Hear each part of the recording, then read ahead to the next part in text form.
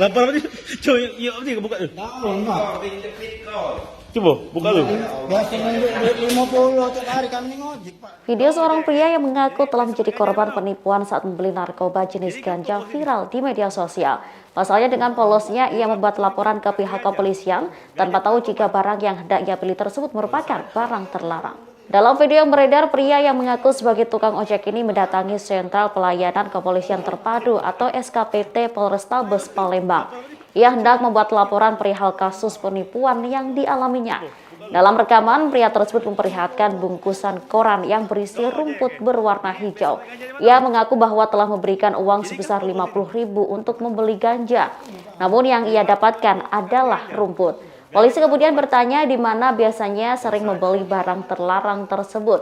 Pria tersebut lagi-lagi langsung menjawab dan memberitahu tempat di mana ia sering membeli ganja. Jawaban itu lantas membuat perekam dan beberapa polisi yang ada di ruang SPKT menjadi tertawa. Sesuai video ini beredar, warganet langsung membanjiri kolom komentar. Tak sedikit warganet yang justru terhibur dengan aksi polos si tukang ojek. Saat dikonfirmasi, Kasat Narkoba Polrestabes Palembang, Kompol Mario, mengaku masih melakukan pengecekan untuk laporan tersebut. Lapar apa sih? Coba yuk apa sih buka tuh. Coba buka tuh.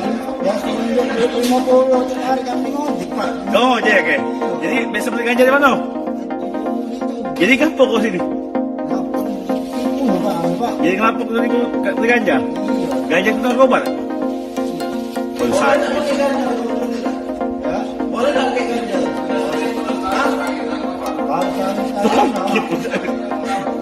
Terima kasih sudah nonton. Jangan lupa like, subscribe, dan share ya.